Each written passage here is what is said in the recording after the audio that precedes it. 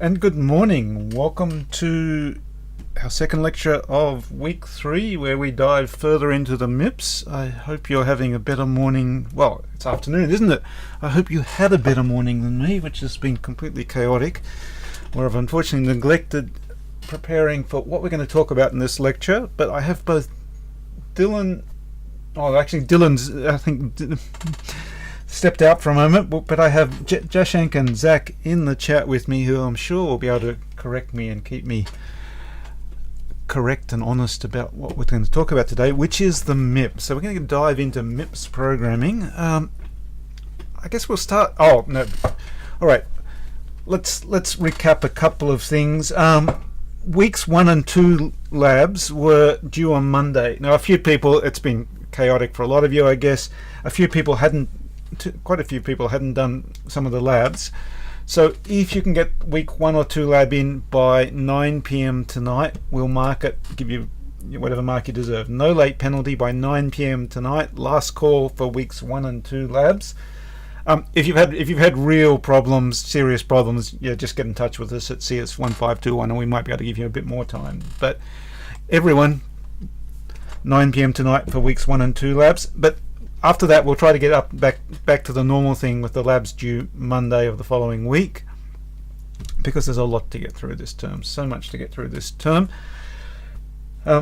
Selena and Natalie have been working hard. They've just been messaging saying, "Oh look, we've made another step of progress on getting your assignment 1 ready." So that's all happening. Weekly tests start this week. Why do we have weekly tests? Let me first tell you why I put weekly tests in this. Well, you've seen them in 1511. 1511 was probably, I think, the first place I put them. But why do we have weekly tests? That'll give you feedback on how you're going. So we like you to work in a strongly supported learning environment. You've got tutors helping you. You've got course forums. We point you to internet resources. You're smart. You can find other internet resources. That's great for learning, but sometimes you can develop this sort of unrealistic idea of how much you know. Your tutor's giving you lots of hints, someone else is giving you lots of hints. It's good to get a reality check and find out what progress we've made, how far we've got, what we're good at, what we're not at. Weekly tests are meant to be just that. They're meant to be a mini exam. Now, honestly, if I could, I'd have the whole class in for a mini exam every week, 1 hour, and do it under exam conditions, make it all real. But obviously, that's not feasible. It'd be a lot of hassle for you if we had to bring you all into university. Not that that's even remotely possible at the moment. So what we do instead is to get you to administer a weekly exam-like thing yourself. Hour in your home, wherever you work, your bedroom, or whatever, on your laptop, pretending it's a mini exam, getting this feedback. 3 questions, just like 1511. So 3 questions. And if you can do 3 questions in the hour, that's absolutely amazing. If you can do 2 questions, that's great. You're on top of things. You're doing well in 1521. I'm not worried. You can do 1.5 questions. Yeah, that's okay. You're with most of the class. You've got plenty of work to do to master all the stuff we've got to do, but that's okay. If you're not getting even 1 question out, I'd start to get worried. So that would be the feedback. If you can't even do 1 of the 3 questions in an hour in exam conditions, that's when I start worried. So that's sort of the feedback. 3, absolutely fantastic. You're heading for a high mark. 2, that's great. 1.5, yeah, that's okay. You and 500 other people, but keep working. Less than 1, you think about what you can do more. You've got to do something. I'm a bit worried that you're not getting across the material if you can't do 1 of the weekly test questions. The weekly test questions will generally be things from a week or 2 ago. So if you're running a bit late, wait till the end. They'll come out every Wednesday, and I think be due every Wednesday. I think we'll release them at 9 p.m. tonight. There's not really any point rushing out and doing them in the first hour they come out. You've got a few days, but we spread them. They're due. What we like is to have them due, have people give an opportunity to people do them before the weekend, on the weekend, or after the weekend. So depending on your other commitments, you can set aside an hour. So that's how we've arranged it. Now, there's a big thing with.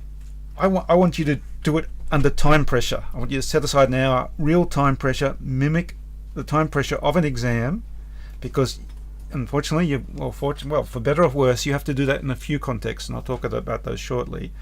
But one big one being the final exam. So I want you practicing performing under time pressure. Now, lots of students say then, oh, Andrew, I like the questions, I want to keep going, I can do these questions, I just couldn't do them in an hour. So, there's an important thing, what you can do in an hour is feedback in itself. But, yep, I think it's sort of sensible to want to keep working on them. So you can keep working on them and have as long as you take to do any subsequent questions, and we'll give you half marks for anything you give after the hour. So from when you start the test, anything you get full marks for, you get full marks for anything correct within the hour, and then half marks for anything after the hour. The marking seems pretty general. Gives you partial marks.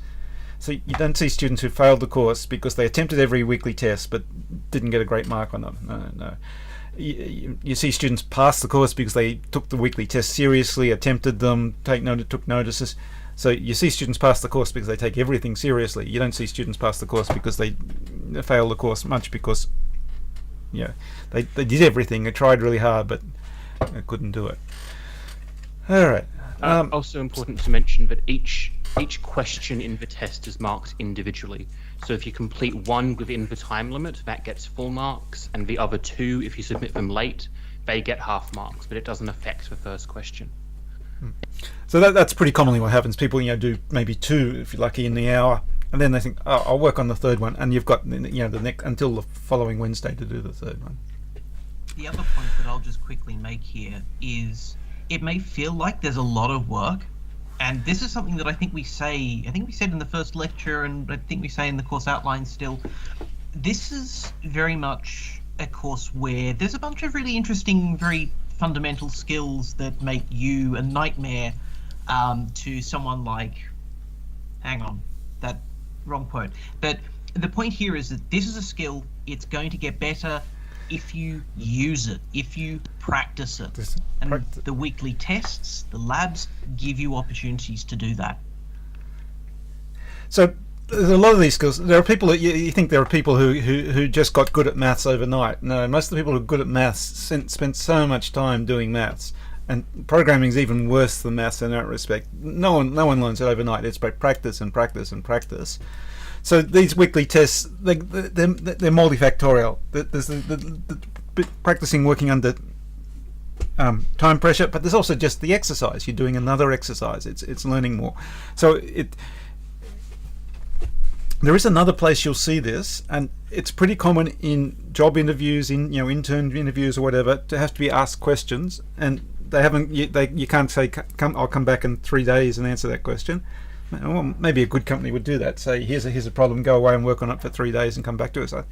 But often you'll have to do something in a very short time for them on your laptop, on a whiteboard. So it's practicing you for performing under pressure there. The other place you see it is a lot of the situations you may finish up in with are looking after important things, where if something's broken, suddenly it's inconveniencing a lot of people, it's costing a lot of money. It's just time pressure to analyze and fix a problem. This is not a development issue, this is the world is broken issue, and it needs to be fixed in the next 20 minutes. So it's practice also, and that sort of skill, thinking clearly in limited time. Yes, 1 hour time limit. The difficulty probably the same as 1511. But 1 hour time limit. I really like the 1 hour time limit. The other thing is, then you've got just to reserve 1 hour out of your busy weekly schedule. All right, okay. Now, I think so. Assignment 1 coming. Weekly tests out. Tutes and labs happening. Let's talk MIPS. So I'm going to recap. I like recapping. There we go. What do we know about the MIPS CPU? MIPS CPU. Oh, my annotation. Bear with me while I turn on my annotator over here.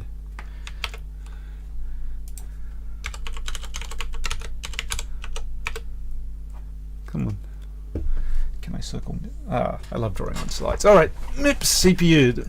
It's a family of CPUs and widely used and embedded use these days. Was behind general purpose computers in the past. We've picked it because as the easiest, simplest venue for you to learn lessons on a real CPU.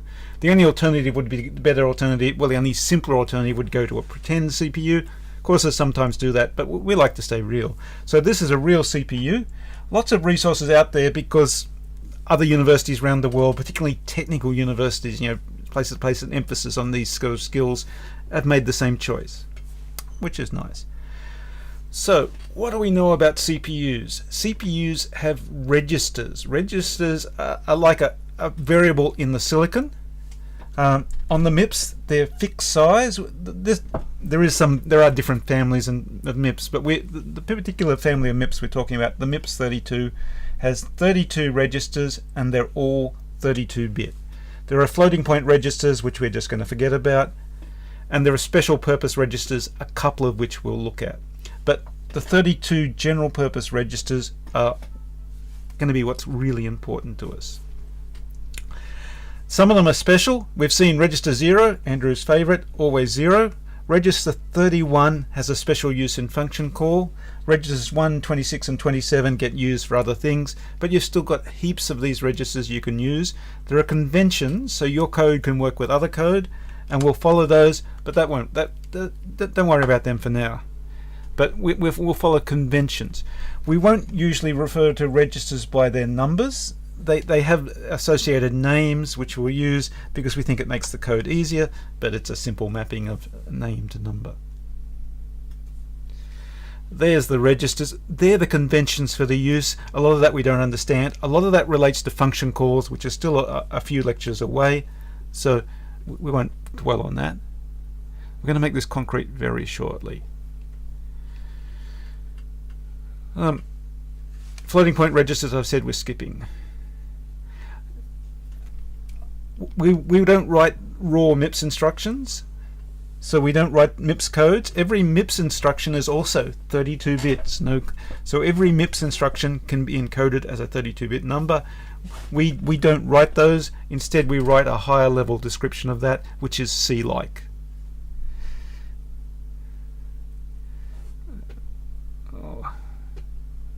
We worked through a few instructions. We'll come back to those. But so we showed you a whole set of instructions, which probably didn't make a lot of sense at this stage. So we've seen there. I guess we talk about the high level. There are instructions to do arithmetic with registers, including instructions which have constants built into them. So we can get we can say add the value in this register to this constant. So if we wanted to get the incrementer register. One thing to, I guess, note here is this instruction specifies two registers, a source and a destination. They may be the same, so we could use an add-I instruction to add 1 to the value in register 15 by saying source register 15, destination register 15, and specifying a constant of 1. It's helpful for us to see the real bit patterns, even though we don't have to program with them, because it gives us a feeling for what the limitations of the instructions are. So an add-I instruction always has those bits starting there. Then it has 5 bits for the source register, 5 bits for the destination register, and 16 bits for the constant. It's a signed constant, by the way, so you can go up or down.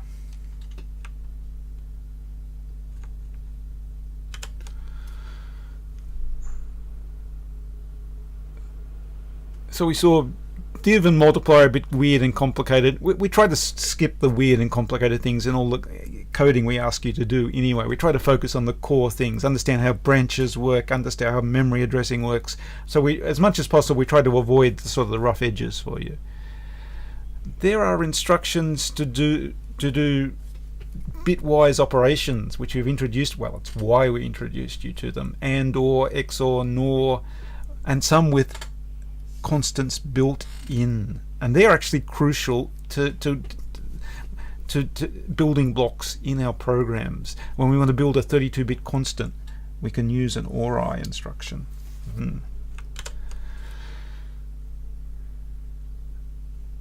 Shift. All right.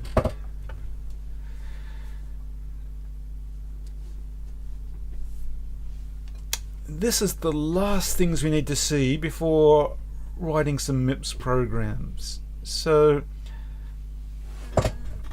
there's a notion of pseudo instructions. How does a pseudo instruction work? In the assembler, I can say li. So when I'm writing my assembler file, I can say li, but there isn't actually a load immediate instruction on the MIPS. What does the li pseudo instruction do? It, given a number, puts it in the register. That will turn into one or two real MIPS instructions, and we'll see later. We can actually reverse this backwards and see what it's done. But rather than, well, there's a couple of issues here. What's needed will actually depend on this constant. So if we actually wrote our program using real instructions and then change the constant, that would be ugly.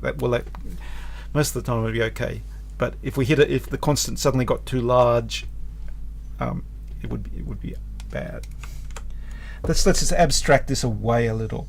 You're saying, well, couldn't we abstract away more? Yes, you could abstract it away a hell of a lot more, and then you'd be at the C programming language. And so, I know some of the people on this call will be saying, oh, can you go further? Yes, and you should go further. All right. But here's where we are. With pseudo instructions, they usually turn into one or two instructions. There might be one that turns into three, I'm not sure. But there's a fairly simple mapping. It's not like a high-level programming language. It's possible in a higher level programming language for a single line to turn into tens or even hundreds of instructions in the assembly for the CPU. One thing, by the way, you might not know is generally compilers actually generate something that looks like this and pass it to an assembler, and then the assembler does the final step to turn it into the instruction codes. This is showing you if you need an ASCII value, it's nice like C. You can get the ASCII value for asterisks. You can use hexadecimal, and then using the move to say this register becomes that register. Whatever's in register 9, put it in register 8, and that's loading an address. And we'll see more about that to come. Indeed, there's on the point you were making about compilers going from C to assembly. Have we seen the compilation flow of a normal C program? I'm not sure we have, really. That might be interesting to show. We'll do that in a second, actually, because we've yes, that's a good thought. What we'll see on this platform will be Intel assembler, but we can show that.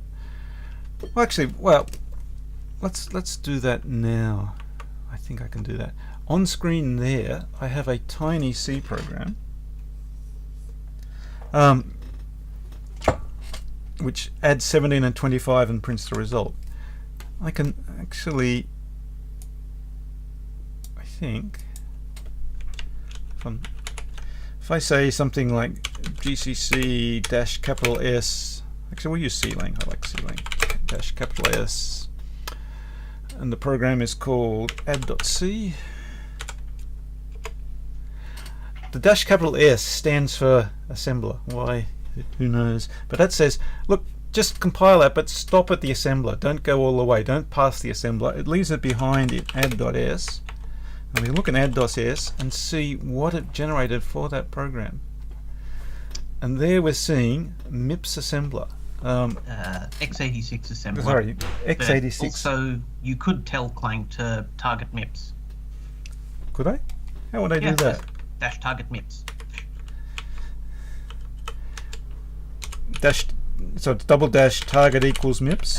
Single dash target space MIPS.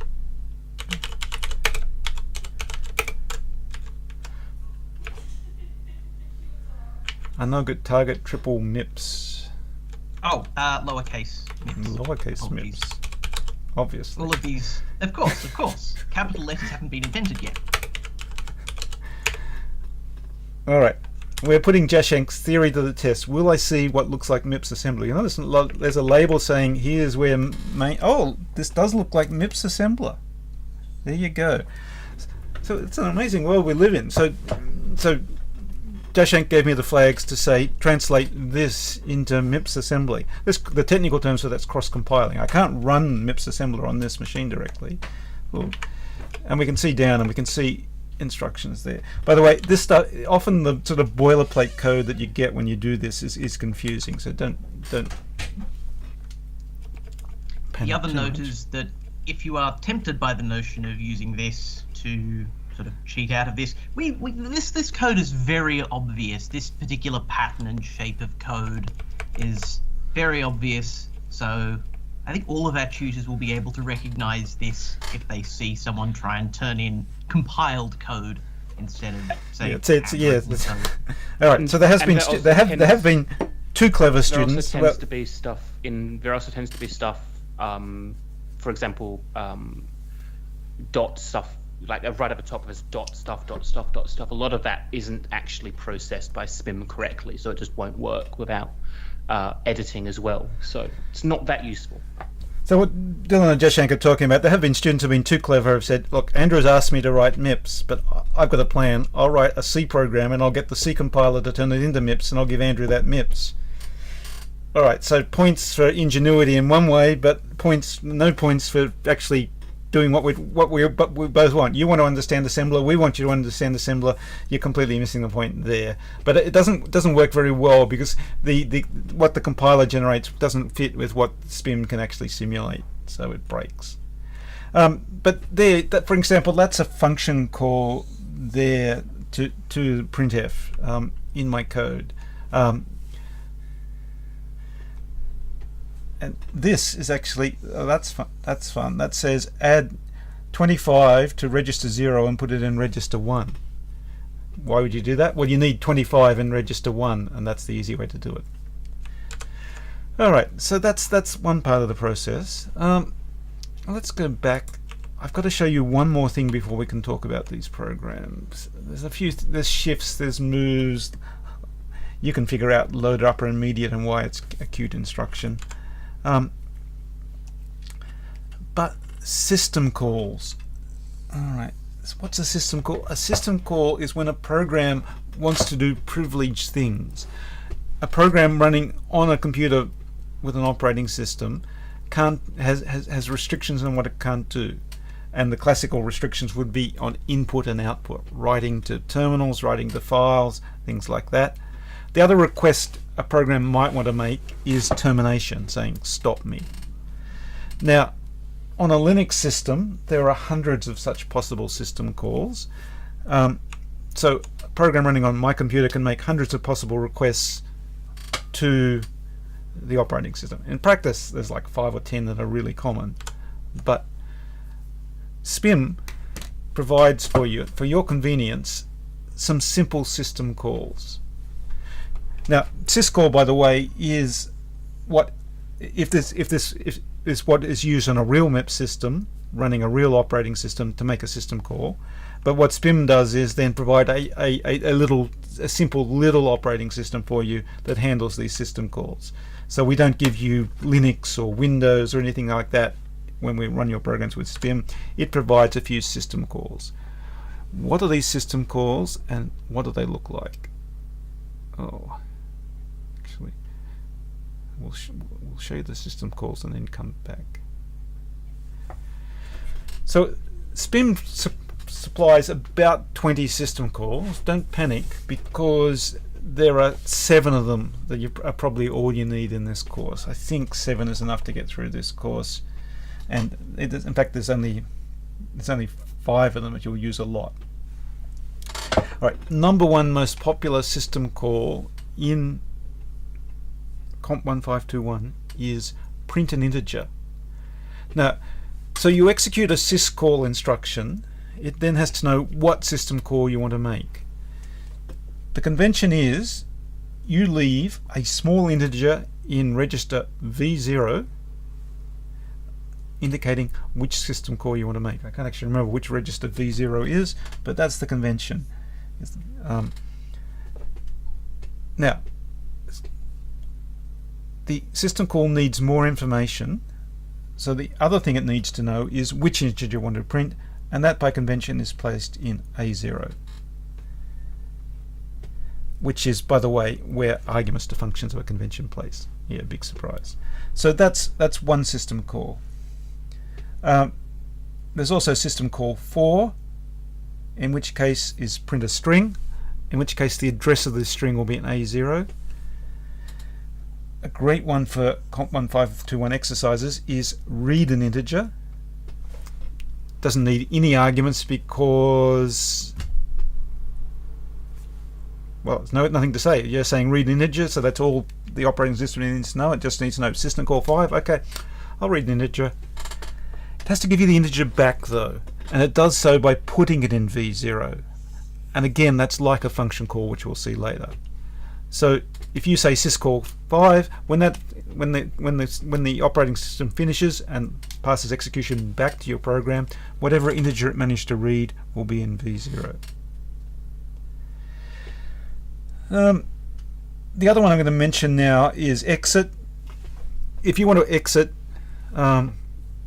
system call 10 will do it. You can put your status in $A0. So you can set up what your exit status will be. Is that correct? No, that's not correct. That's not correct. System call 17. So you might want to scribble out the status for syscall 10. I'm a bad person. All right, yeah, that you're saying, Andrew. Why is that? That's for historical reasons. So someone put exit in SPIM with no possibility of an exit status, and that was syscall 10. And then there's some people who realized, oh, really, we want programs to be able to indicate an exit status, but it'll break existing programs if we say put the status in A0 and use syscall 10. So for a real exit system call, you have to go to 15. All right. I'm not going to talk about 17. Thank you.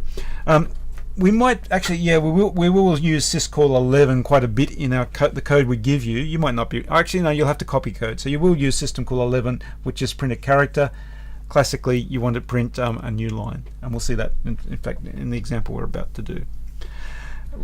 In character input and line input, we might get you to do, but that sort of won't be a main exercise.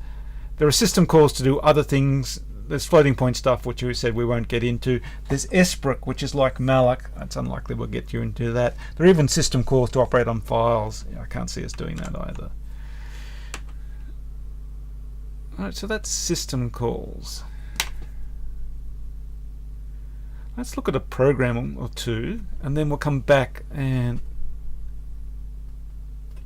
take a look at this. Alright. Now on screen is a C program. Simple C program, add two numbers, print the result.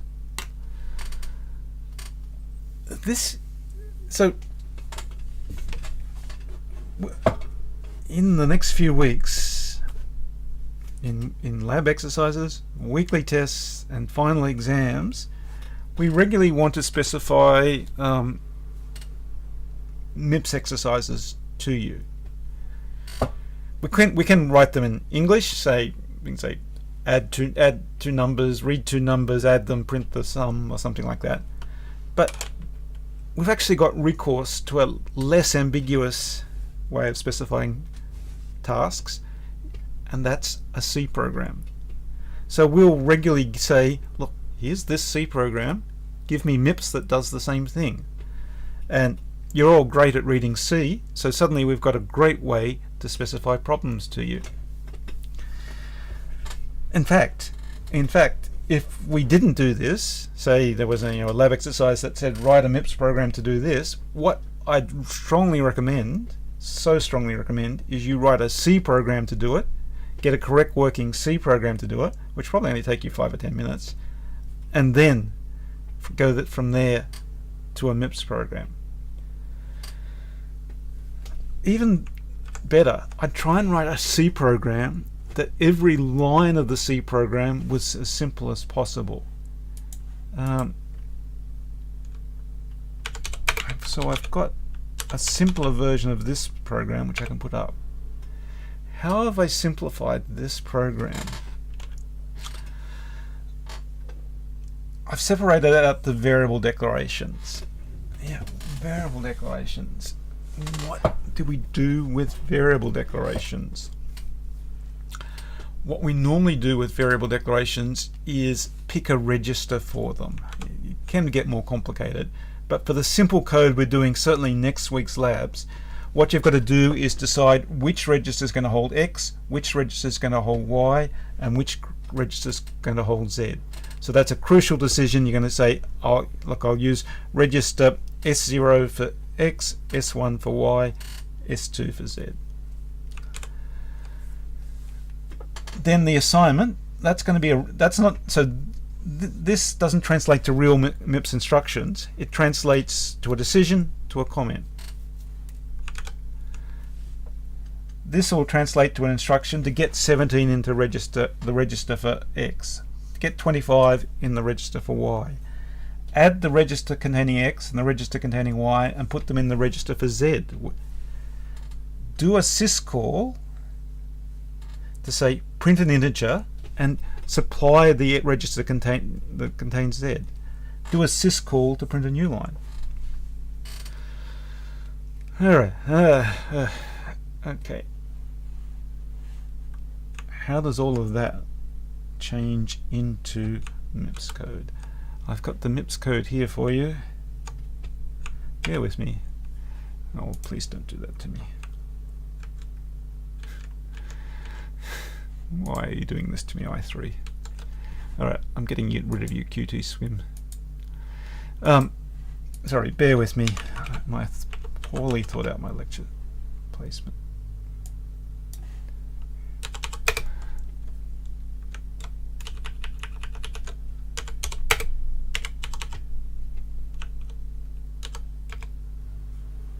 Oh, uh-oh.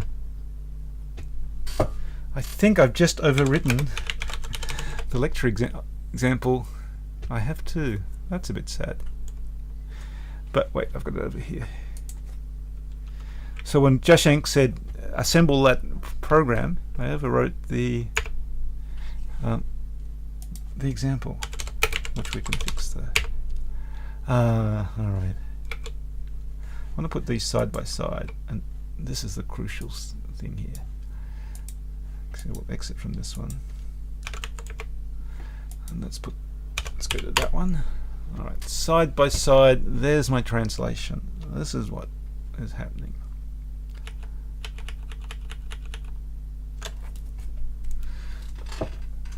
So, I've decided to put X, Y, and Z in T0, T1, and T2. Is that a good? So that you've got a choice basically of the S registers or the T registers, and which is the better relates to function calls. We don't have any functions, so it doesn't matter for this program. The crucial thing is, I note very clearly, in fact that comment's probably not conspicuous enough. I prefer a really obvious comment here. The biggest thing that goes wrong with student programs is, well, I wouldn't even say, I say student programs, if I write this code it goes wrong for me as well, is forgetting which register contains which variable. Andrew, So- we're getting a request to move your head to the bottom if possible. That would make a lot of sense, wouldn't it? No, I can't move my head. I don't have a pre... Oh, I do. Alright, this may go badly. Oh no, there I am at the bottom. Alright. OBS is for those wondering, we use a tool called OBS to stream lectures, and which is an amazing tool. Highly recommend it if you want to get into that sort of thing. I can thank Jashank for recommending it to me. Alright, taking a breath. This is crucial. So actually a better comment here, even highlighting it more, would be better than what I've got. But this, absolutely essential. Alright, now you can look down. How do I turn x equals 17 into assembler? It's an li instruction. Li is how we get a constant value into a register, assigned to a register if you like. So this says This is the same as effectively writing in C T0 equals 17, if you like. It's like an assignment statement. So there's an LI. My one line of C turns into one MIPS instruction. If you break your program down like this, try to keep it simple, then you can do this one-for-one transformation, C to assembler. Now, same, well that's pretty boring. That's the same. And we get to use an add instruction, remembering you might expect it to go, first register plus second register assigned to third register, but it's actually the destination is this register here, and I've got that right. Z holds T2, this is Z equals X plus Y, yeah, I've got that right. So that will leaves in register Z this. Now I've got a trickier one to do. I've got to do a printf %d. We'll try to give you, for exercises you've got to do, particularly exam ones, we'll probably try to give you mostly the I/O or some I/O code, so you're not sort of spending your time generating boring I/O code and have to write a more complicated, more clever code. But I guess at the moment it is a bit challenging. So there are two parts to this syscall. What did we say? When you do a system call, you put in V0 what system call this is. So this, I want to print an integer, that's system call 1. Let me check that I've got that right. You're saying, do I have to memorize system calls? Should I get a tattoo of this? No, and probably no as well. I'm not sure I've seen someone with an assembler tattoo. Going back, yes, system call 1 here. I've got it right. Lovely. We definitely give you all of this in exams and weekly tests. The other part of the system call is what integer I want to print, and that has to be an A0. So I say move whatever's in T0 to A0. Note again, destination register on the left, but it's like an assignment. That's how I remember. In an assignment statement, the destination of an assignment statement's on the left, so on the left. There is a desire in students. They think, oh, I know this, understand this, I can write this program in one less line of assembler. Don't give in to that desire. Yeah, it's great if you can see how to do this. Don't give in to that desire. But you want to write the program that's most obviously correct, most obviously doesn't have bugs. That's always going to be your priority here. There's just no marks for writing this in 11 lines of assembler instead of 12 lines of assembler. There's no, it's not going to be a goal. It's nice you realize this, and there are some times when you're assembly programming you might want to do this, and compilers put a hell of a lot of effort into rearranging things and getting rid of instructions, and generally the world's a better place if this is left to the compiler. So what am I talking about? Well, you're saying, well, Andrew, you put this into T2, then you move T2 to A0. I could just put this in A0 to start with.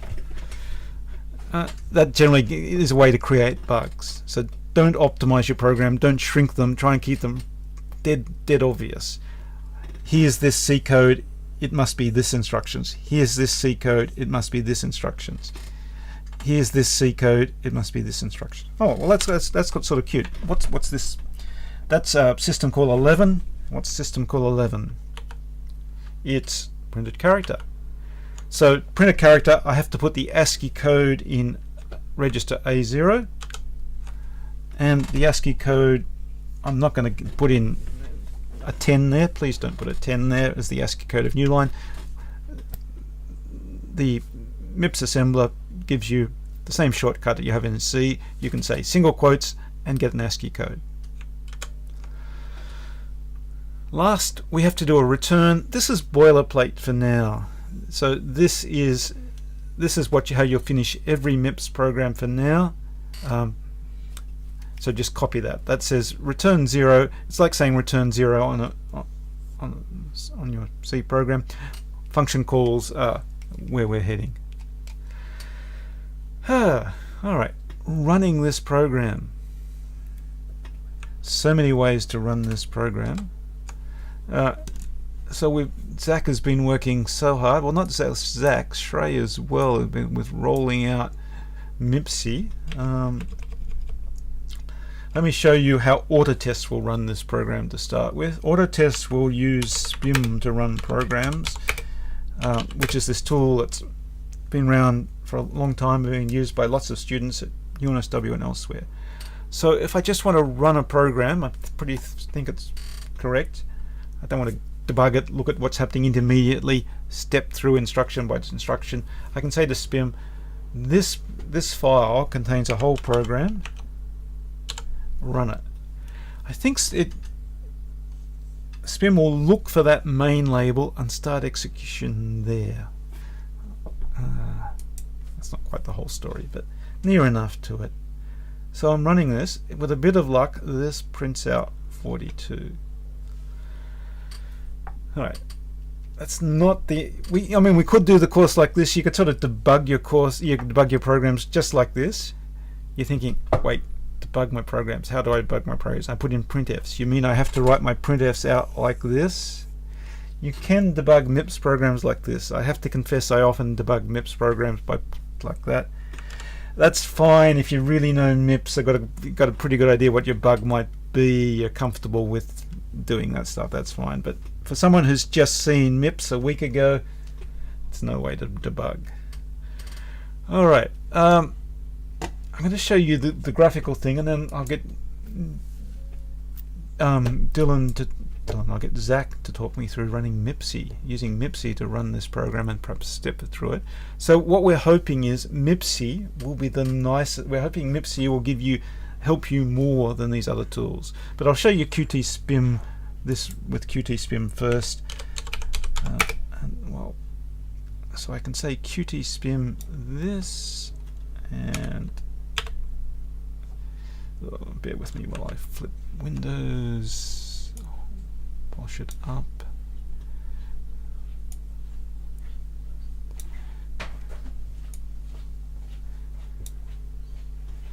So QT-SPIM, I have to say to load the program, load file, and I'm in the wrong place.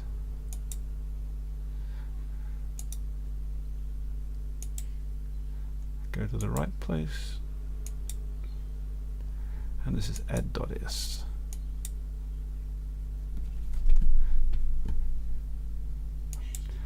QT-SPIM is saying I've already got a program loaded. Reinitialize and load file. Oh, I know why it's saying that. Alright, I told it to load it already. There we go. Alright, QT-SPIM. Yeah, it's a bit confusing for your average student who's just seen the code. My code has just been popped there. Oh, it's really scary and awful, isn't it? Let's try and make this make a bit more sense to you.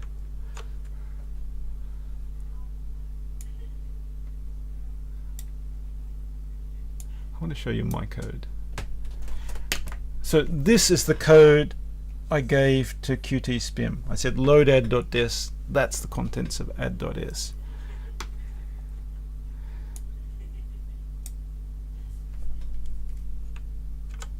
It's put it in here, and you can actually, if you look carefully, you can see my comments here. So it's turned into this. It's put it actually in here. We're seeing the actual here is the actual bit patterns of all the instructions. Now, there's a question here saying, well, Andrew, what's this stuff up here? You didn't write that. To every program, SPIM and QT-SPIM add some wrapper code to get everything started. How does it get everything started? It starts it by executing basically main. It does a function called a main. Well, the assembler equivalent of a function called a main. So that's wrapper code it supplies. So you can just, for now, you can just ignore that. What else has happened? Well, pseudo instructions have to turn into real instructions, which is confusing and scary. So my pseudo instruction was get 17 into register T0, which is LI T017.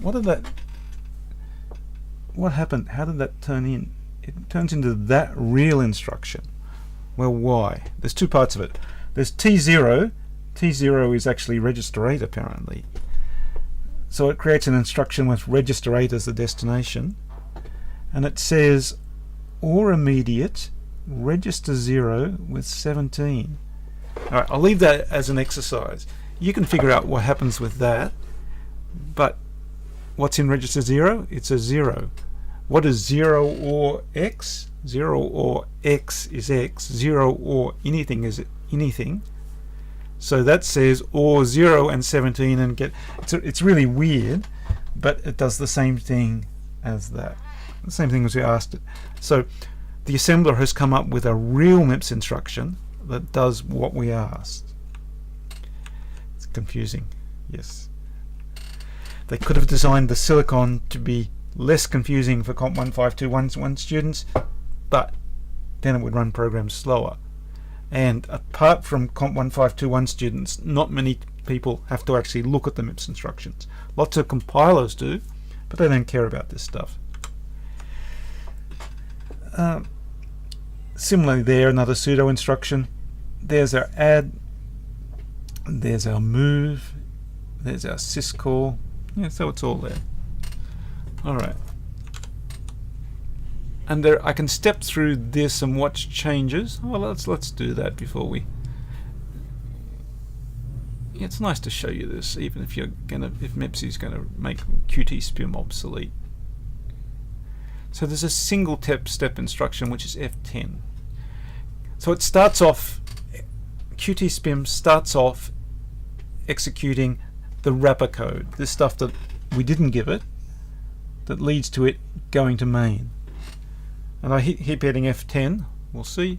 Oh look, it goes instruction, instruction, instruction, instruction. That says go to main. It'll go to main now, and it's at the first of my instructions. So it's got to the LI 17 in the T0. Alright. Let's see. So the goal here is to get 17 into register T0, register 8. So this is Qt-spim's display of what's in all the various registers. Executing that instruction should change that value to 17. I'm hitting F10 now, and let's see my prediction come. Oh, changed it to 11. What's gone wrong there? Why is it? I said put 17 in that register. Why is it 11? Anyone got an answer in the chat? Am I just talking into the void? I guess what do we start with right at the beginning of this course is oh, hexadecimal. Could that be a hexadecimal value? Well, here's a clue. There, it's a hexadecimal value. There, thank you, Bodai, in the chat. It's a hexadecimal value. 11 is hexadecimal. 16. It tells you up the top of that panel what the base is. Int reg 16. So if you forget, it will tell you. Yeah, look there. I believe you can also change the base. You can change the base. Oh, I forget the spot for it. It's a massive pain. But we like hexadecimal. We don't want to change the base. Well, yes, maybe we do. The registers menu at the top, you can change the base to base 10 if you prefer that. Oh, so who knew? I can also go with binary. Yeah, bad. So this is what I was talking about, binary. Binary is just too cumbersome. Hex is great for some values, like these values. Or this value here, yeah, that one's also one that reads nicely in hex. But if you want base 10, you can get it, which is bad for these values, but nice here for 17. Ah, there you go.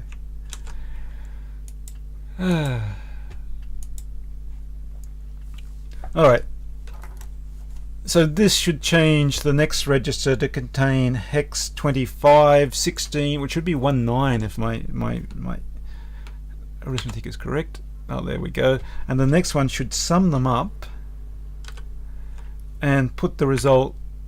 Ooh, put the result in there. And 2a is 42. 2 times 16 plus 10.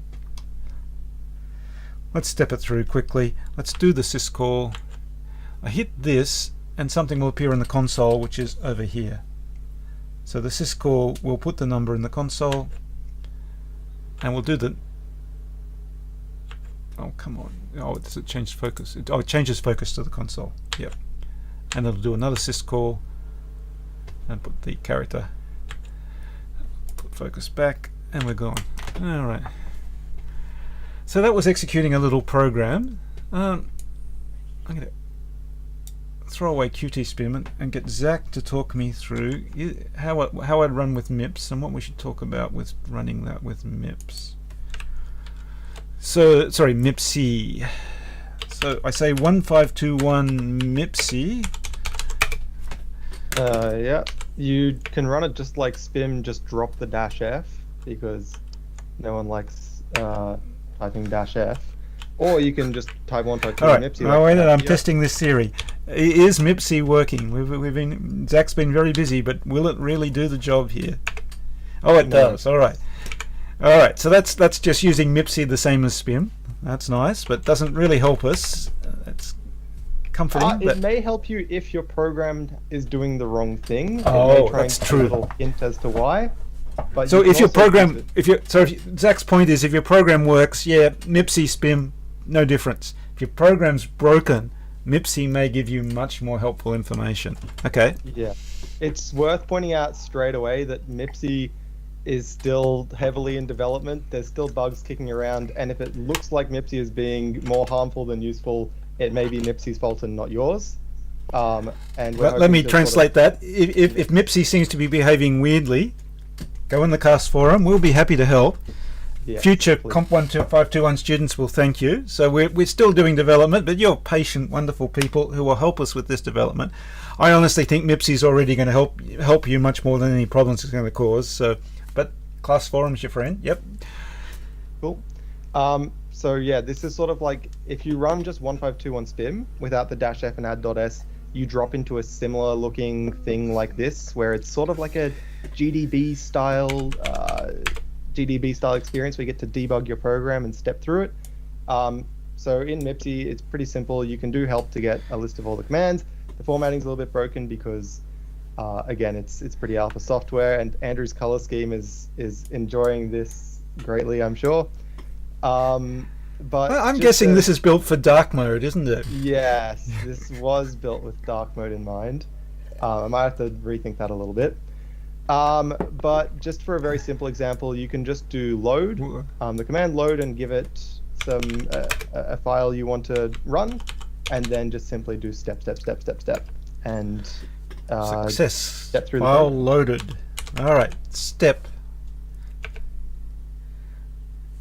Cool. You can also just hit enter to repeat the same command as last time. There's shortcuts for everything, so you can just do S or. Wait a minute. I'm enjoying some stepping. of those things.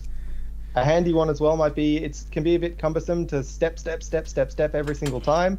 So you may prefer to just do something like step to syscall, which you can just write S2S. That'll step all the way until the next system call executes. All right. It's a handy way to just sort of get around. All right. So, modulo the color scheme not playing nice with my preferred background. To be fair, most students probably have backgrounds it does play nice with. We're stepping through the program and it's showing me things nicely. Ooh. And it's showing me here what it just did. Oh, that's so much nicer. Yeah. All right. How do I restart? You can just do reset. You can also step backwards in time, which you cannot do in Spim. If Oh, wait, you wait. accidentally step Hold one too up. far, I can go backwards. I can execute my program backwards. What's the command Yes. to do that? back. So you can't do that in Spim. If you step one instruction too far, unlucky, you have to start from scratch again. MIPSy, you can go backwards in time, which is rather handy. So I'm debugging by working backwards. So if I... Oh. What about syscalls? Oh, it goes around the syscall. All right.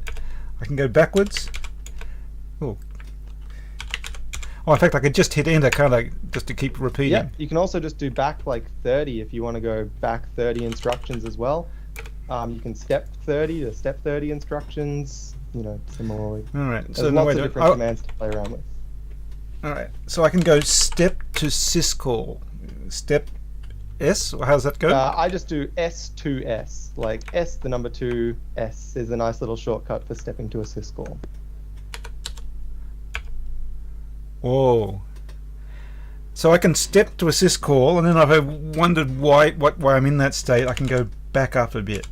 Correct. And if that was a system call like reading a number, and you fat fingered it, you typed 400 instead of 4, you can also go back, take the syscall again, and then type in the right number, which is not something you can do with Spim, and is something that I always mess up like every time I'm trying to use Spim. All right. So this sort of stuff is why I'm so happy that we're rolling out MIPSy this term, and why maybe it must still have bugs. Why it's really worth maybe a few of you finding bugs and having to report them in the class forum and fix them, because it's so much nicer for how it helps you debug programs. All right. One last thing I wanted to quickly shout out is Shrey, who's been kicking around in the chat this lecture, has been hard at work putting MIPSy inside a web browser for all of us. So maybe just maybe at some point in the term, you might be able to go to, CSE 1521/MIPSy in your Chrome or Safari browser or whatever, and just use MIPSy there, which is would be very cool. We're looking forward to that, and what's involved in it. I'm really impressed that it's sort of about the the technological leap that's been involved in flipping that over to running on the web. All right. Don't forget the print command to actually look at values at the moment. Oh, print command. Print is a rather big command, so you might want to even just do help print, which will give you a lot of extra information about how to use print. Help print. How do I print all the registers? Is there a way? I think yes, there is. I've forgotten it though. It's print all registers, dollars all. There you go. Dollar all. Okay.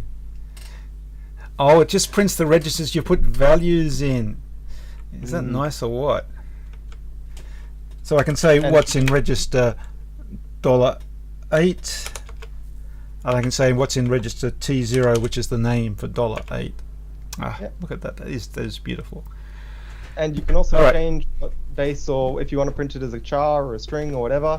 So for example, if you want it as a hexadecimal word, which is hexadecimal 4 bytes, you can just do print $T0 or print $all or whatever, and do XW or X word for hex word, or you can do char or whatever you want.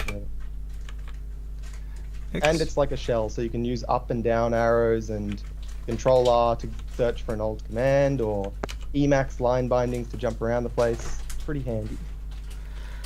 This is so cool. All right. Now all Andrew has to do is learn Emacs key bindings. So we're not going to discuss the virtues of editors here and now. This is going to be a happy lecture. Let's in fact, on that note, let's take a break now, a 5-minute break. Give me a chance to get up and go and give you a chance to take a break, and we'll come back and we'll do more coding, and the examples may give us more chance to look at stuff in MIPSy as well. So thank you, Zach. Thank you so much for getting this tool ready for this term. But let's have a short break. I'll put up the frog for your viewing pleasure.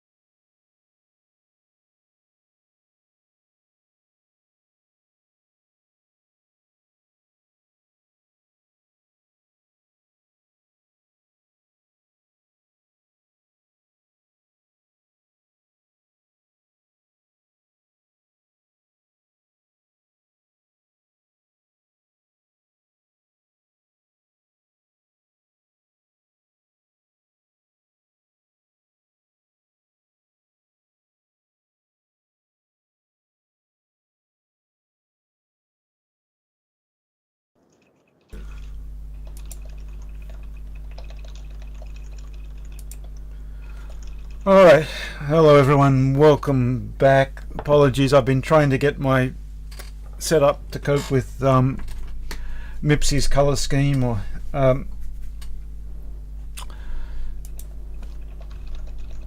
so let's talk about where we're up to. We've seen that. Oh, alright, now we move to the next one. Actually no, what do we, let's go back.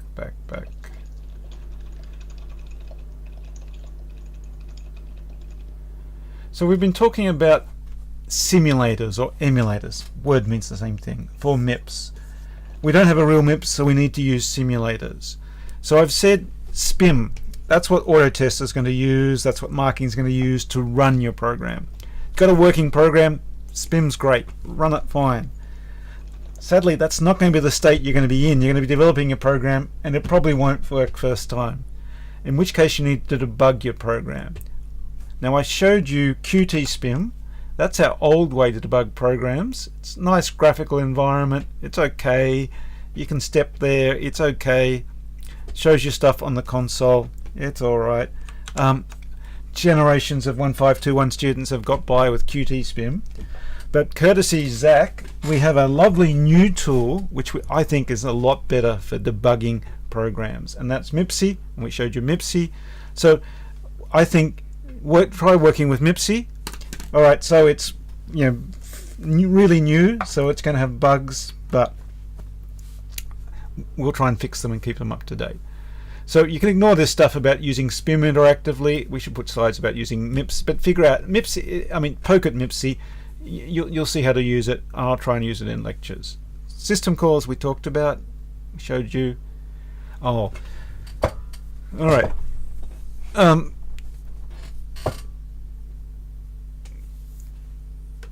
There's showing you, I'm trying to understand what this slide means. It's trying to show you encoding, but it seems like the slides got confused. But it's what the slide's trying to talk to you about, is showing you that every instruction turns into a hexadecimal number.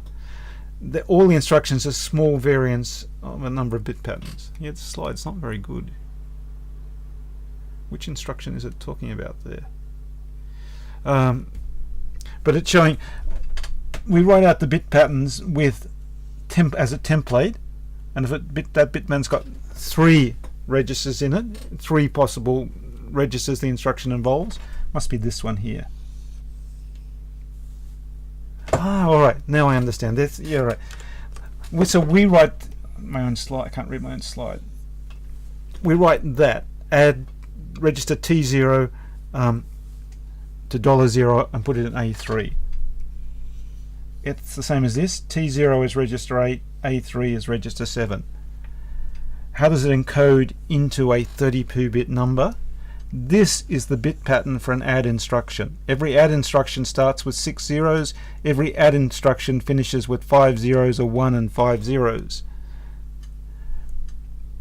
Every add instruction varies here. They specify 2 source registers and a destination register. If we write them in, we get this bit pattern in binary, which is this bit pattern in hexadecimal, which is this bit pattern in decimal. So that eventually finishes up as that number.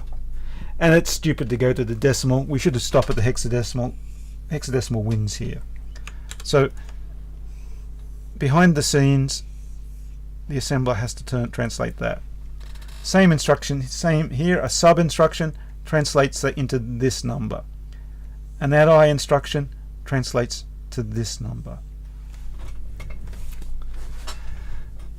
We've given you how every instruction encodes, and it's not something to memorize, but if you want to understand why instructions are the way they are, you've got to look at this, and you will see these encodings as you look and debug your program.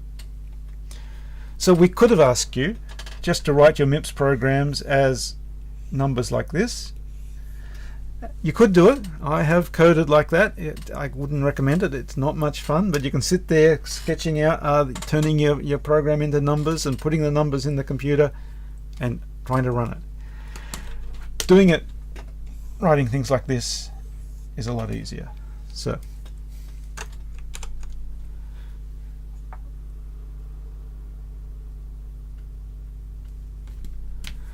we'll show you, just show you examples of labels and comments. That's fine, and that's the program I've already run. All right, let's move to some more instructions so we can write more interesting programs. So let's show you something that'll let you write programs that don't just do straight line execution. So some assembler instructions let you change the next instruction executed. By default, most instructions don't do this. You do an add instruction, next instruction executed is the one after. Do a shift instruction, next instruction is the one after it. But a few special instructions change the next instruction executed. There is a jump instruction to say go to this address. A jump instruction has those first 6 bits. It's 00010, that's a jump instruction. The following 26 bits specify an address to go to. So continue at that instruction. There's also, it's got a friend, jump and link, which is more useful mostly because it's for function calls. And it says go to this address, and it does one more thing. It puts the address after this instruction in register 31. Why is that useful? Because if this is implementing a function call, the code we've branched to wants to return to where it was called from. Now if it's called from multiple places, it has to know which place. It has to know where to go back when. So this instruction puts into register 34 where register 31 where execution should return to. Don't worry too much about this weird sort of stuff. After you've understood everything, you can come back and you can figure out why is it like that. But that's the real story. But the basic thing is transfer execution to the instruction at this address. Unconditionally, no choice. It's going there. The jump register and jump and link register are fun. If you want to do some weird and clever coding, they jump to a value in a register, and you can do all sorts of strange things with those. They're a little hard to make use of from high-level languages, but there are certain optimizations you can do with those, and there are certain clever things you can do with those, and there are certain things in programming languages that they make more efficient. We won't be using them, I think. Oh, well, not quite. We can use we will be using, I guess, the JR to return from functions, but we won't be making clever uses of those. Right. They're unconditional branches. They're not so exciting. These give you conditional branches. This one says if these two registers contain the same value, branch to this address. If they're not equal, branch to that address. If register S is less than equal, greater than equal, so you can do any of the normal comparison operations on these registers and only do the branch if the comparison is true.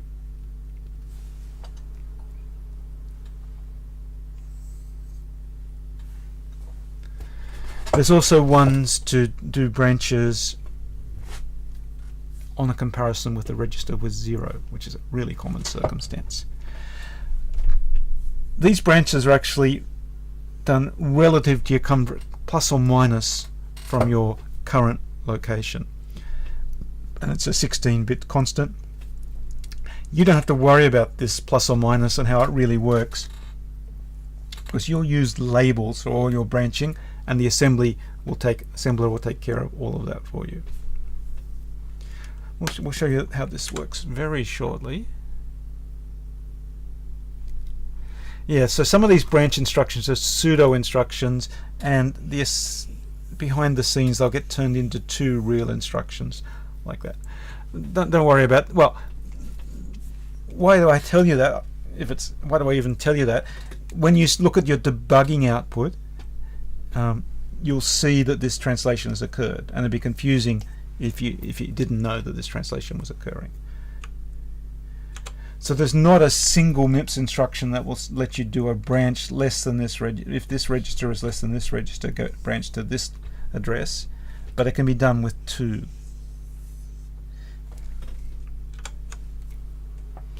The set less than, by the way, puts 0 or 1 in this register depending on whether register T1 is less than T2. Very useful instruction. And $AT is register 1, it's the assembly temporary. Remember I said that register 1 was reserved for the assembler, it needs a register to keep for its own use? Well, that's why. That's a good example of why. Here is a pseudo instruction which has to turn into two instructions, and it needs a register to implement. So it can't tell what registers I'm using, so the assembler's just said, look, register 1 is mine. That's what you can't use it. If I have to generate pseudo instructions, I might use register 1, and if you had anything in it, it would be destroyed. You'd lose that value. Today's treats never end. As well as showing you MIPSy, you're being the first 1521 students to get to use MIPSy. Actually, I'm hoping we'll get students around the world using MIPSy when it's when you've sorted out the bugs for us. We'll see if we can get other universities using MIPSy.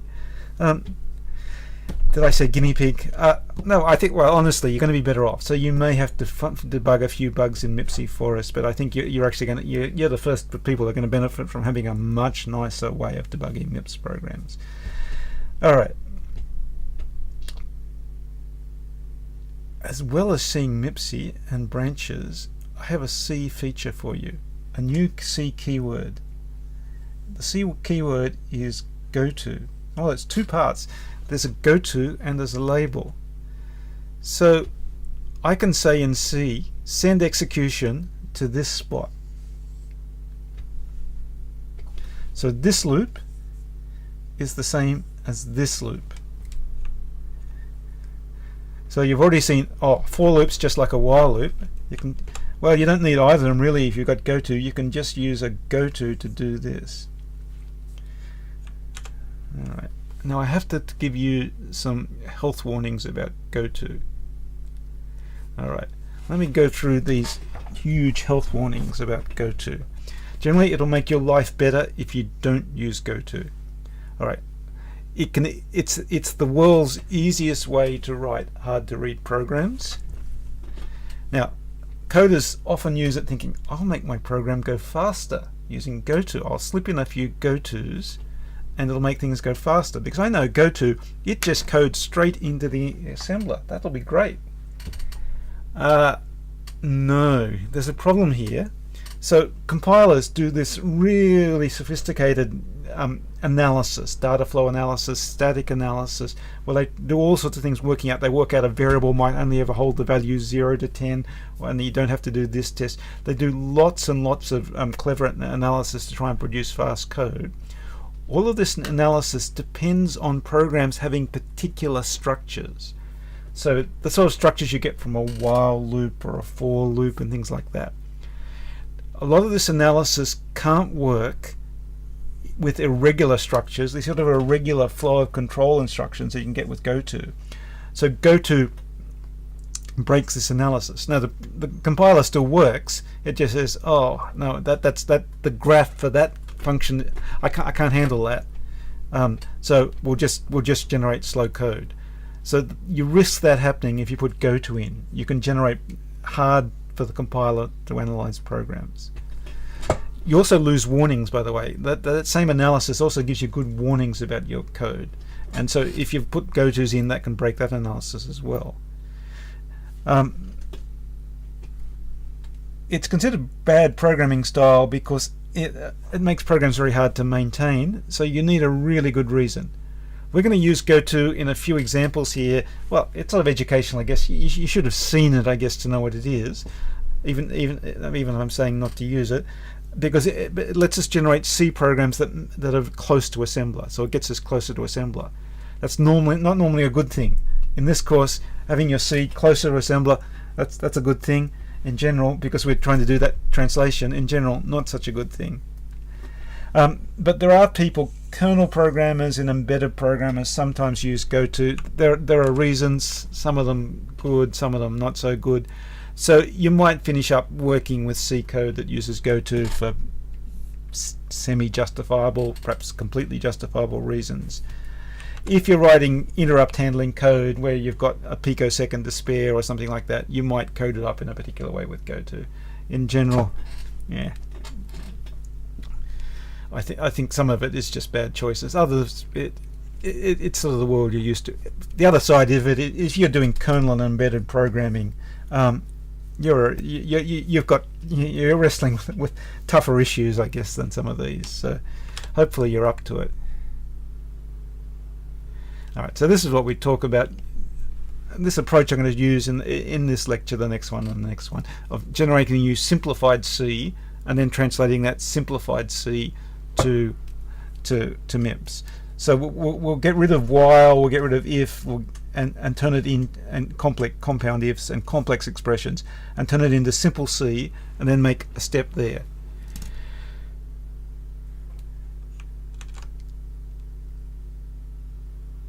This one we just did. What's the next one? Oh, the next. Oh no. All right. All right. All right. So let's go this, and then it'll be give me a chance to play with MIPSy again, and Zach can give us more about what's great about MIPSy. All right. On my left is standard C.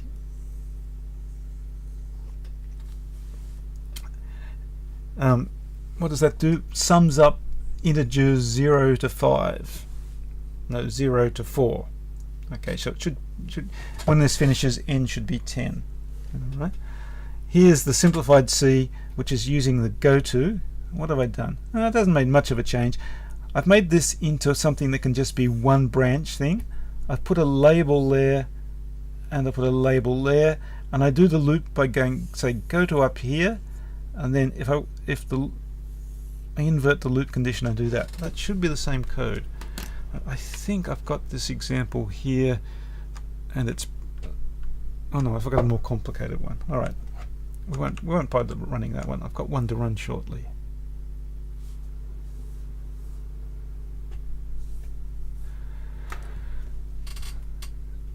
There is what I'm trying to say. The simplified C translates pretty naturally to the MIPS.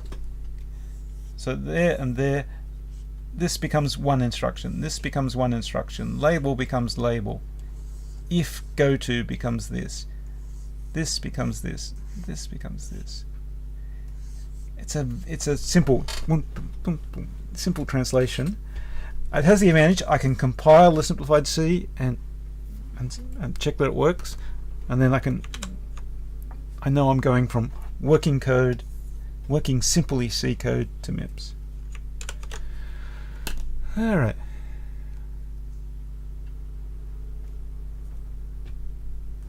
Actually, let's. I think I've got a good example here for you. All right. So what I want here is I've got a print 10.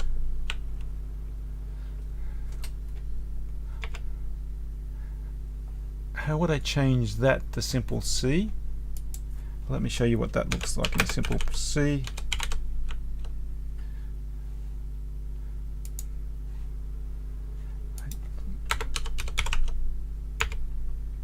There.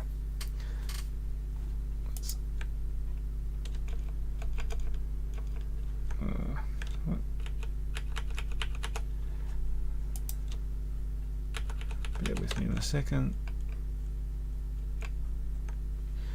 Alright, so let's print 10 numbers with a for loop. I'm going to need one integer variable. I'm going to initialize it to I, and then here's how I do the loop structure. If I is the inverse of the loop condition, if I is greater than 10, will go to this end label. Then we'll have the loop body here. Increment I, print a new line, and I'll go back. Are these the same program? Here's where I can go to using a compiler. I can say DCC compile this. I can say run it, and it prints out the numbers 1 to 10. That one's the same. I can say the DCC compile this. Yep, DC says yep, fine. I can run that. Oh, and it's not the same program. Who did this code?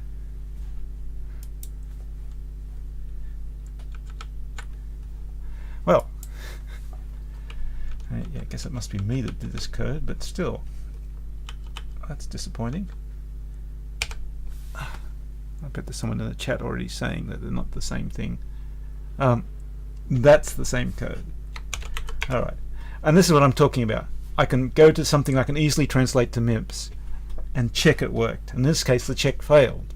It's a good example of why to do this, if not of good coding beforehand. Alright, compile it again, run it again, and it should do the same thing. Alright, so I've got two programs doing the same thing now, printing the 10 numbers. So we've run this, and they're both the same program. But this one's nice in that it's easy to translate to assembler. Let's see if we can flip this down here. Oh, come on. We're getting there. There we go. Sorry. I want to get these side by side just to show you them side by side, and then we'll run them with MIPSy.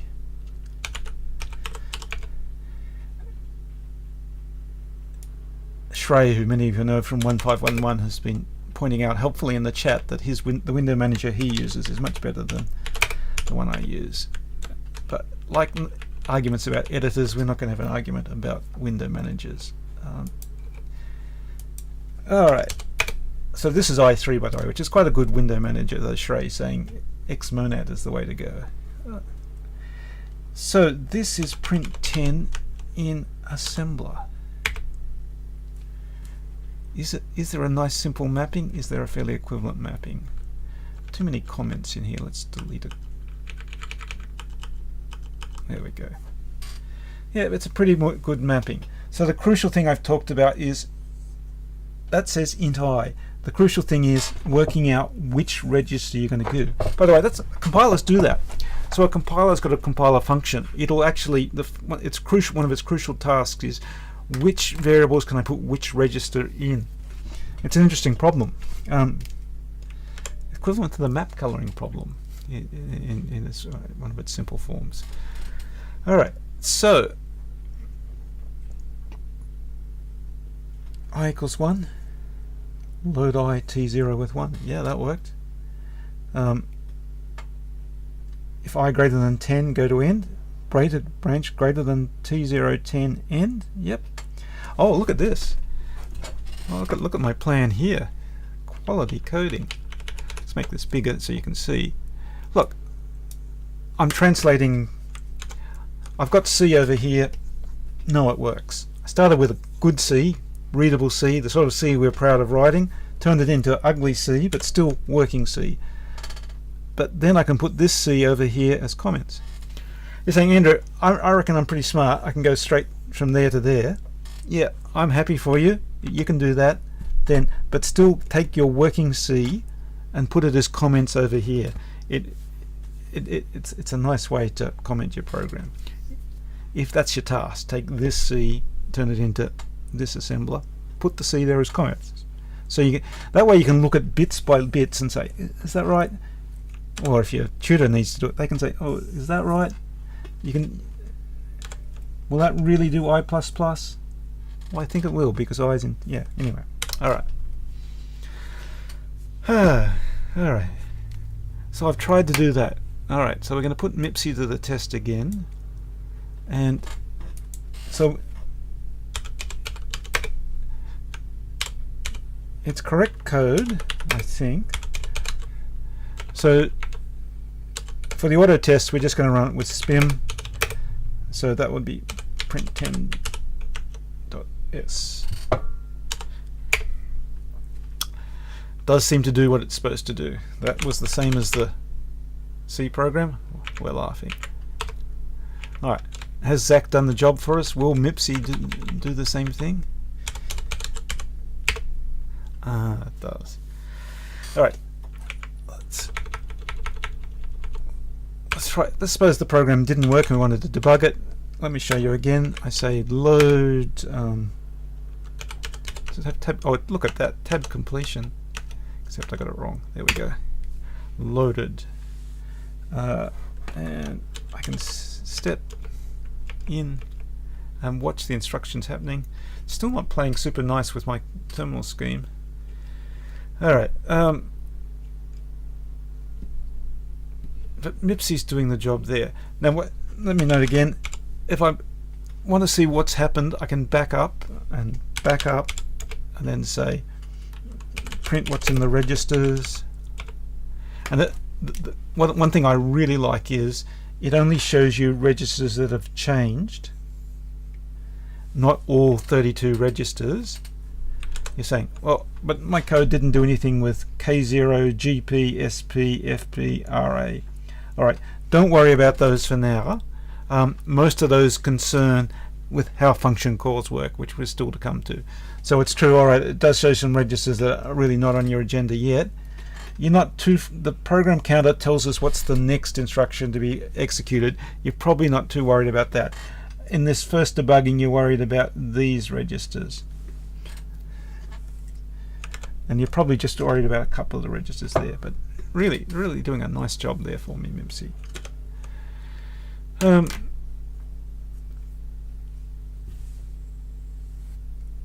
How do I show the program in Mipsy? Zach, or you can do decompile, I think. Decompile. All right. Oh, there it goes. All right. And so my PC is 494316. Oh, how do I tell which is the current instruction then? It used to show you. Okay, this is a bit of a hacky thing. Just for now, just do context 100. I think is probably what you're looking for.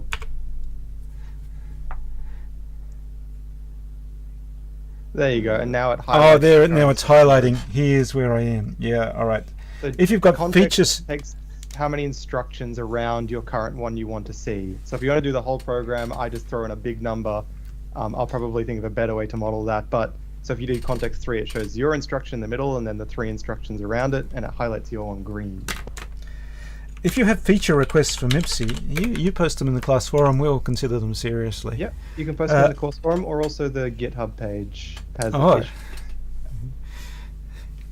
Google Mipsy and Mipsy's nice. You Google it. There's not many confounders, I think. So you'll get the Mipsy GitHub and you can post an issue. All right. Or course forum if that sounds scary. So there's where we're up to. Alright. You're saying, I want to get out there and practice this. Yeah, well, that's what next week's lab is all about. Lots of little C programs, little C programs which you translate into slightly larger assembler programs. Alright.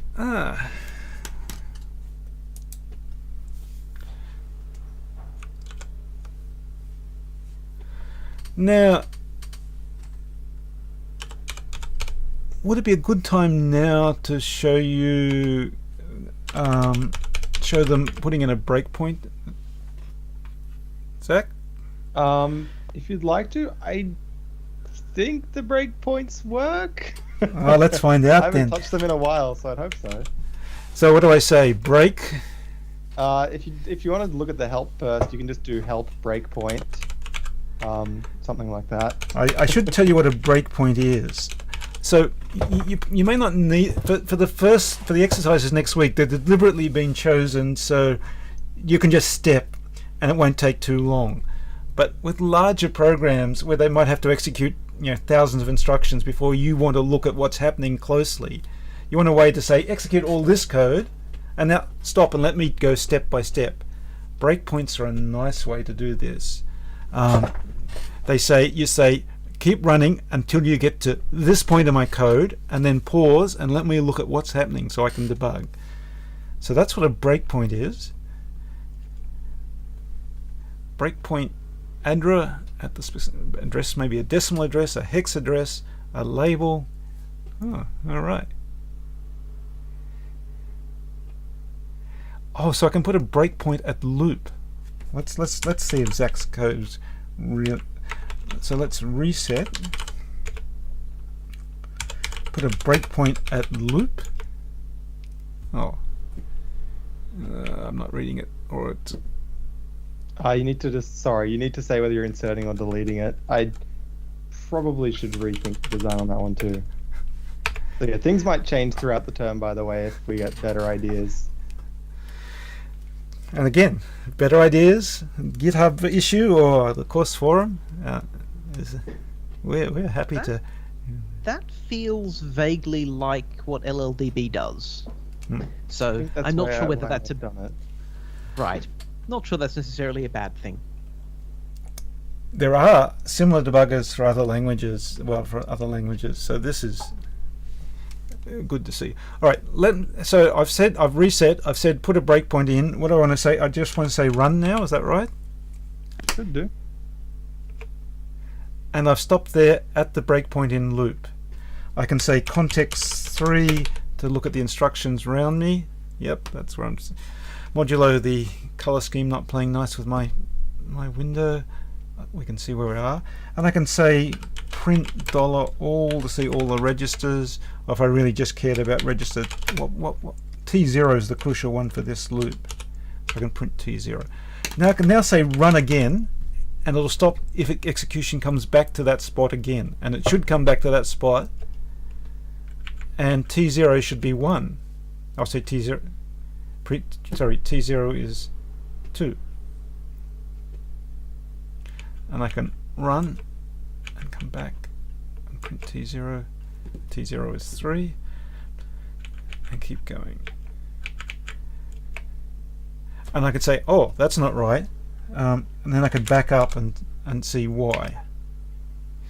And perhaps understand what's happening. Alright. I think that's probably the last we need to show you of MIPSy features for a while, but we need to show you some more ways of coding. I think is probably what the next part of this is. Alright, let me go back one slide. Let me show you a problem. I had a while loop, no while loops in assembler. I turned it into a goto and an if goto, because they're like the branch instructions we do have in assembler. I added these labels here. So this is really, it's worse C because it's closer to assembler, which is nice for our purposes and our purposes only. I translate it all to this. Yeah, notice the weird structure. So this was a while. Yeah, I guess what I'm trying to get across is, how do you do a while if you don't have a while? You put a label in front of it and a label behind it. The very first thing you do to see is if the while condition is false, go to the label after it. And the very last thing you do in the loop is go back to the start. So note that programming pattern. That's an assembler programming pattern. I need to do a loop. Now again, you might be thinking, look, I got a brain of a scientific planet, I can reduce the number of instructions there. Yes, you can reduce the number of instructions there. That's not our goal. Our goal here is to learn how to write correct assembler. And sure, if you're understanding assembler, it's great that you've seen how other ways to do this, but try to stick to a very rigid way until at least you've got a few programs working. I guess one thing you could do is, if you've got an exercise working, save a copy and then think, then you can play with it and shrink the assembler and do clever things if you want. Yeah, that's great. But get something working using really, straightforward, simple, brute force ways to do things. Keep it simple. This might be a nice opportunity to pick at Andrew's loop names, you're going to have more than one loop in your program. Don't call it loop. It's very important to have good label names in MIPS. Don't just have loop and end, because you're going to have many loops, and your tutor will not like you if they have to read your code and it just says loop 1, loop 2, loop 3. Actually put some thought into actually naming your variables nicely. And a suggestion, especially once you get to multiple functions, we'll get there in a couple of weeks. Once you get to multiple functions in a program, always start your labels with the function name they're part of.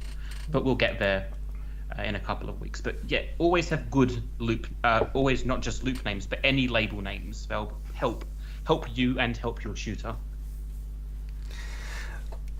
So Dylan is quite rightly sledging my label choice name there, raising a couple of issues: readability and the fact that it's a global namespace. So I can only have one loop using the word loop and one using the end, and it's a bit like the comment that says add one to I. Here it's calling it loop. It's not really giving you extra information, so I guess it's better than nothing. But it's showing it's a loop, but it could really do better there in giving you more information. Alright, on screen then is another programming pattern for you. What do I do with an else statement? If statement. How do I turn that into assembler? So if your if statement doesn't have an else part, this is simpler, and you can simplify this a little. But here's the whole thing with an if-else statement. So I have this in C, not necessarily very sensible C. How does that translate into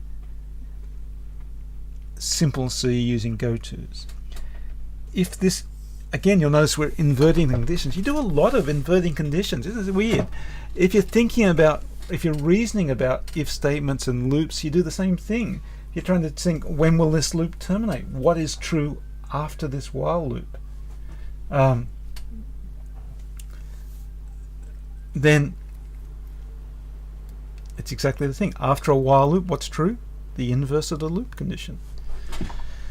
Modulo having breaks in there, of course. But so we get the inverse of the loop condition and the if condition, and go to the else part. And then after this, after the then part, we have to have a branch over the else code.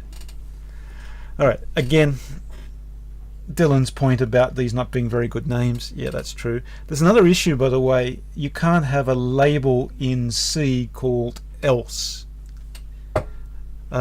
because it's a keyword. You're saying it would be fine in MIPS, I think. Yeah, it would be fine in MIPS, but it's actually better to choose more complicated labels there. You can have issues in MIPS if your label names conflict with instruction names. So you can't have a label name, I think, called add.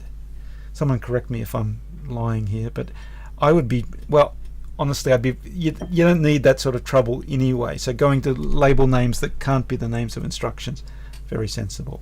That sounds correct, although it probably would be possible to make a compiler be able to differentiate the two, but I don't believe that SPIM allows that to happen. After having to deal with you develop a certain prudence about these things, where I've got enough problems without creating potential problems. So it's probably better if you suffix labels with numbers or put underscores in them or something. Go to slightly more elaborate label names. You'll certainly avoid this. Oh, the classic one is trying to have a label called J, I think, because that's the jump instruction, or a B. All right. But anyway, what I'm really trying to show you is how do I turn this pattern into this pattern. So invert the condition and come down to here, and at the end of the then part go to afterwards, and that's the same. How do I turn that into MIPS? Very easily. Once I've got that, it goes straight into MIPS. dead easy. Oh, but it does get more interesting. Look at that, an AND statement. How do I turn that into simplified C? There's actually there's a few ways, but this is doing it using gotos. So the if statement says if I is less than 0 and n is greater than 42, do that, else that. I can actually turn that into two simple operations. If I is greater than 0, go and do the else part. If n is less than 42, go and do the else part. Here's the then part. When you get to the finish of the then part, make sure you go round the else part, and there's the else part. It's like a little sort of logic puzzle, and you're all really smart. So once you grasp what the puzzle pieces are, what I can do with the puzzle pieces, you're right. So that's the simplified C. Let me show you. Go one more slide. And again, you can skip this simplified C if you want, but I think it sort of explains things and helps you check things. So that says if I is in T0, that says if I is greater than equal to 0, go to the else part. If T1 contains n, if n is less than 42, go to the else part. Do this, otherwise come down there. Someone will probably ask, can that J be a B? Yes, it can. Probably better written as a B. The assembler will figure that out for you anyway.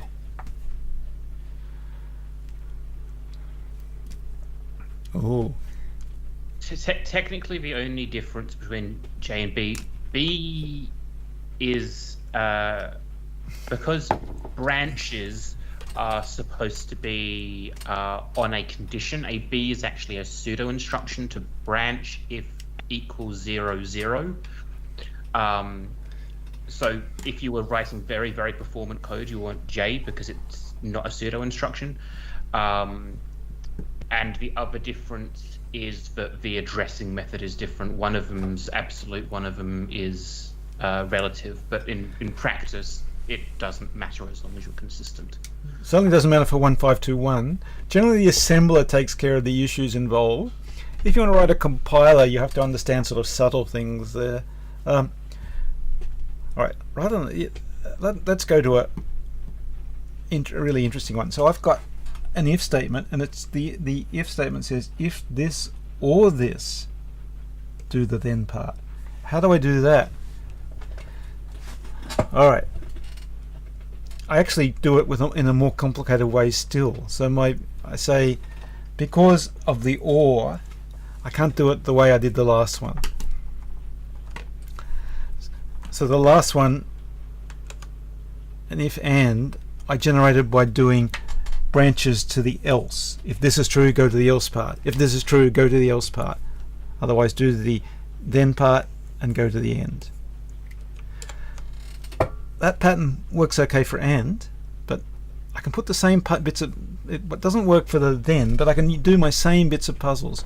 If I is less than 0, go to the then. If n is greater than 42, go to the then and come here. Otherwise, always go to the else part, and after you've done the then part, always go after the else part.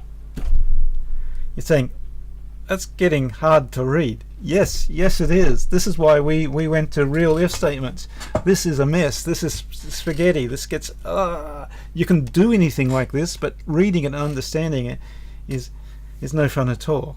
So it's a nice example of why we don't use goto. It just produces this hard to read, hard to understand mess. But it's all we've got in assembler. Oh, we don't have the assembler for that. All right. All right. Now, please don't panic. We're out of time today, but we're actually got another lecture which will be on on almost exactly the same stuff, just going slowly further and further with it before next week's lab. So we'll walk you through a pile more coding examples, and then in next week's lab your tutor will virtually hold your hand in a COVID safe remote way to write your first MIPS programs and your first assembly programs. So something to look forward to next week. You can, after next week, you'll be able to say, I'm an assembly programmer. I've programmed the raw silicon of the machine. So, all right. I do just want to mention a great comment, which is, do you label them end 10, 20, 30 in case you need to add an end 11 later, which is a great comment and one of the reasons why you use better names. If you can, you use. Sorry, Josh, keep going. For programmers of a certain vintage, that of course makes you think of the way that you had to do that if you're programming in things like BASIC or APL. Both thankfully did. All right. BASIC's sadly not dead yet. All right, so huge thanks to Zach. Yeah, keep those bug reports and feature requests coming from MIPSy. We'll get it as I think it's already an amazing tool for 1521 students to debug and understand their assembly programs, but we'll make it better still. Don't panic, but we will have you writing MIPS code next week. Don't worry about that. But until then, I'll talk to you then. We'll all talk to you then. And thank you Zach especially, but also thank you Shrey, who's been doing weird and wonderful stuff to try and get a web interface to MIPSy working, and thank you for Jashank and Dylan for tuning in with their insights today. Alright, see you all next Tuesday for yet more MIPS.